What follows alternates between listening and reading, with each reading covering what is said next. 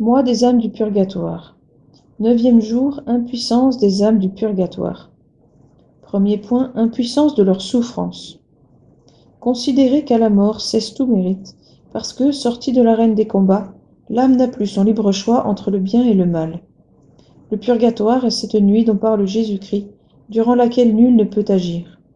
Ceux qui y gémissent sont comme ce fermier de l'Évangile, auquel le père de famille ne permet plus de cultiver son champ. Voilà pourquoi nos chers défunts ne peuvent rien pour adoucir leur souffrance. Leur résignation parfaite, leur tendre amour pour Dieu, la grandeur de leurs tourments, n'en abrégeront pas d'un instant la durée. La plus petite des souffrances du purgatoire leur aurait acquis sur la terre un poids immense de gloire céleste. Dans ce terrible lieu d'expiation, ces souffrances sont stériles pour eux, stériles pour le ciel. Elles sont simplement l'acquis d'une dette. Hélas, souffrir cruellement, souffrir pendant des siècles peut-être, souffrir sans profit pour elles-mêmes, combien cette pensée est désolante pour ces âmes chéries. Et combien n'ajoutent-elles pas à leurs tourments? Aussi, est-ce de nous seuls qu'elles attendent secours et soulagement?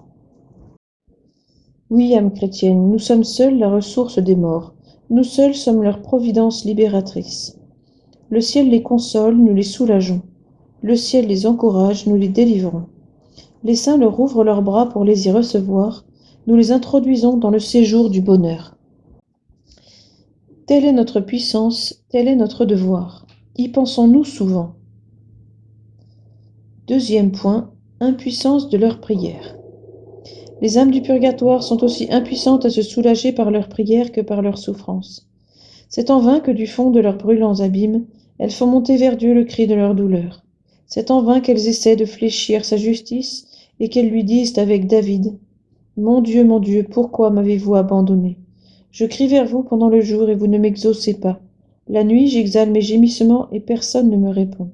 Souvenez-vous, Seigneur, de vos miséricordes. Rompez les liens qui me retiennent loin de vous.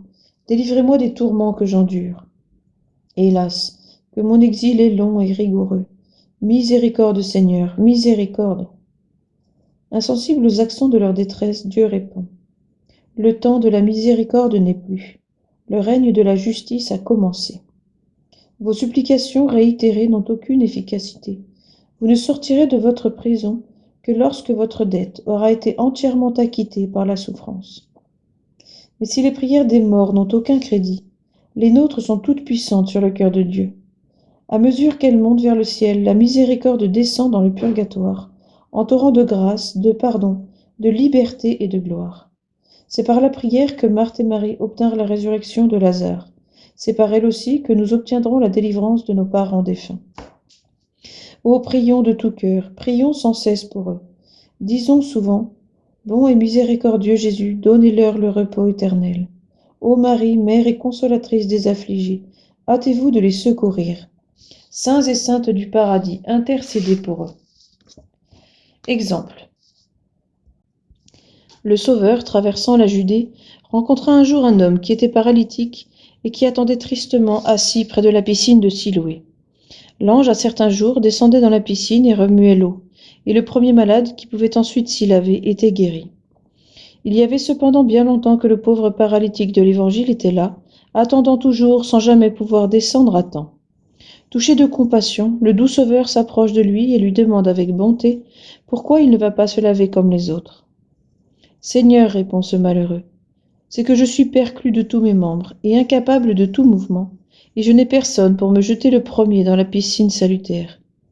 Ma guérison tant désirée ne dépend pas de moi, puisque je suis tout paralysé. Il me faut un ami généreux qui me prête son aide et me donne la main. » Pauvre paralytique, qu'il était à plaindre. Tel est le triste sort des saintes âmes du purgatoire. Elles restent immobiles dans les flammes vengeresses, incapables par elles-mêmes de se secourir, incapables de se jeter dans la piscine salutaire du sang précieux de Jésus qui a sauvé le monde. Elles n'attendent, comme le paralytique, pour s'y plonger, qu'un ami secourable. Soyez, âme chrétienne, cet ami charitable. Oh oui, soyez l'ange libérateur des pauvres paralytiques du purgatoire. Prière. Souffrez, ô mon Dieu, que je vous recommande ces pauvres âmes qu'une nuit terrible enveloppe aujourd'hui dans ses ombres. Hélas, elles ne peuvent plus rien. Vous ne vous laissez plus fléchir par leurs prières et par leurs larmes, mais vous me permettez d'être leur médiateur et de m'interposer entre votre justice et elles. Ah, je vous en supplie, remettez leur peine et finissez leur douloureux exil. Ô Jésus, soyez leur propice. Appelez vers vous vos enfants et nos frères, qu'ils reposent en paix. Requiescant in pace.